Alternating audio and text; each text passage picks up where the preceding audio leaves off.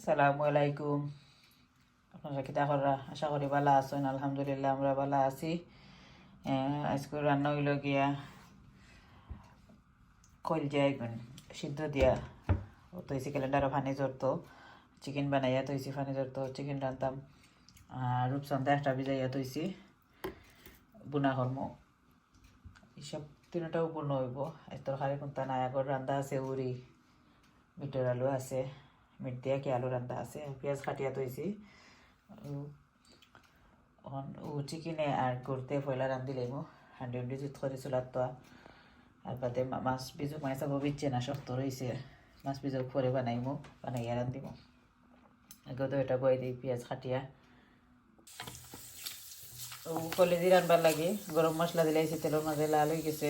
এখন পেঁয়াজ কাটিয়া তো ইসলাম বড় একটা খাওয়া দিতে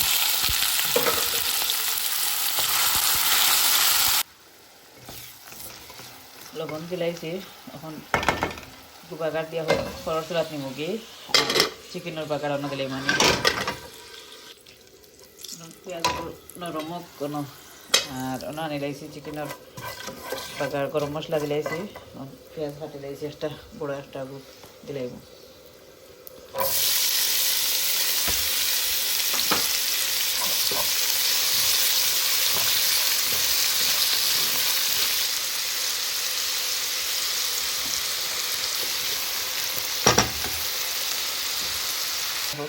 পেঁয়াজ নরম হোক আগুন আটারও পেঁয়াজ নরম হোক। রূপচন্দা মাছ পরিষ্কার করা যায় ওটা ওয়ার দি ওলা দিয়ে করলে উপরের যে আঁশ ওগুন যায় কি ফিসলা যে আঁশ একটা থাকে ক্লিন হয়ে যায়, সুন্দর হয়ে যায়, ইজি হয় ওলা বসাইলে। আমি একাদি ফোন ধরিয়া কষাইতাম পারি না, দেখাই আর ওলা ওলা করলে যখন দরিয়া দরিয়া একাত দি বউয়ার দিয়া ডাইনা দিয়ে কষা দিলে উল্টা উল্টা কষা দিলে সুন্দর হয়ে যায়। ফিসলে একটা আঁশ আছে গুবার কবার হয়েছে।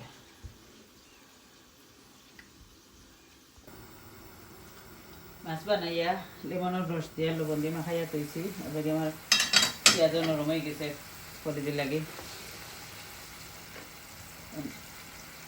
আদা রসুন এখনো ব্লেন্ড করা আছে, এক টেবিল চামচ পরিয়ে দিলাম। পেঁয়াজ নরম একে দিলাম, সৌদার মশলা সত্য দিলাম, গরম মশলা তো আগে দিলাইছি, এখন সৌদার মশলা সত্য দিলাম।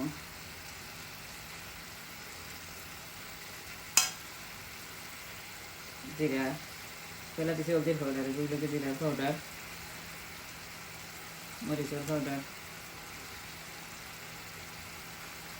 কাঁচামরিচও দিব, বাখরর পাউডার,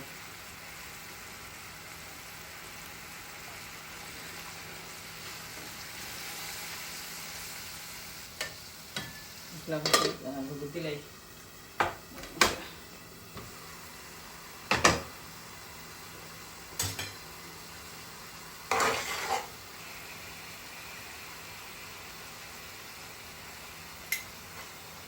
আদা রসুনের ব্লেন্ড করে দিলাম।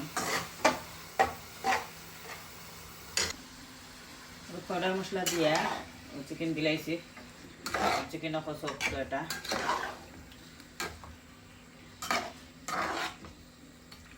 ক্ষমা করে দইটা কষক তোমার বেবি উঠে গেছেন তান রেখা পাইয়া বাদাই দেখো দইটা দেওয়া অলরেডি কষক দইটা আস্তে আস্তে ক্ষমা করে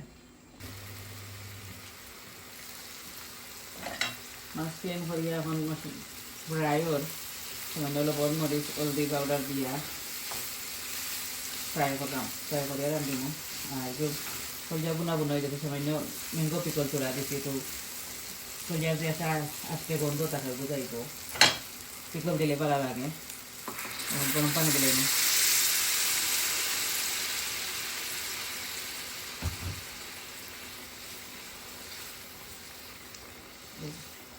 উতরাইয়া এবারে মাখা মাখা করবো। ডাইল দিয়া খাইবা লগে, ডাইল আছে ভালো লাগবো ডাইল দিয়ে।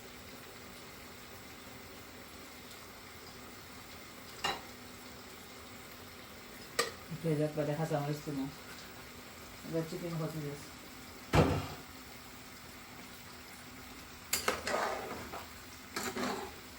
লাগানি রইব চিকেন এই বদল দিয়ে নাই গরম হয়ে যাবো বেশি মাছও ফ্রাই হোক চিকেন মশলা টানিয়া খসাইয়া সেটা দিলাইছি ও হলুদিরও ফেরা দেওয়া তারপরে গরম মশলা দিয়ে নামাইমো এখন আমার মশলাকে সামনে আছে মাছ ফ্রাই হয়ে গেছে মাছ নামাই গেছি মাছ ফ্রাই দিব রূপচন্দা মাছ বোনা করতাম না জাস্ট টমেটো এটা দিয়ে করবো বোনা কোনটা দিতাম না তেল গরম হয়ে আনলে দিলে ব্লেন্ড করা পেঁয়াজ আর রসুন আর লবণ পানি টানি দিতে সদা মশলা করতে দিলে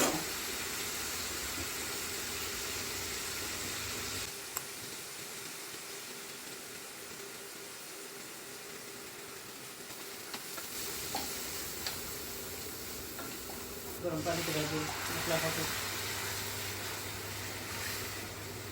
মাছ তো রেডি ফ্রাই করা আছে মশলা বোনা হয়ে গেলে ছাড়িয়ে দিব মশলা বোনা বলা হবে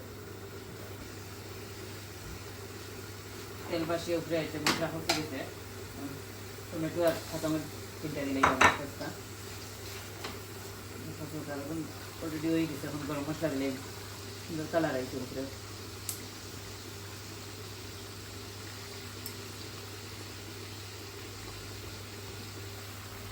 দিলে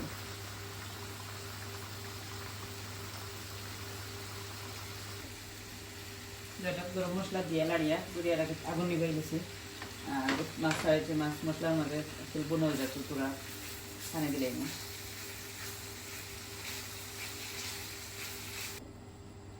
মাছ বোনা করে দিলেইছি পানি কোথায় যাক বাদে আগুন নিবে ডুলা পাতা দিয়ে নিভাই দিব আচ্ছা খালি হয়ে গেছে ডুলা পাতা দিলাইছি আগুন নিভাই রাখি দিব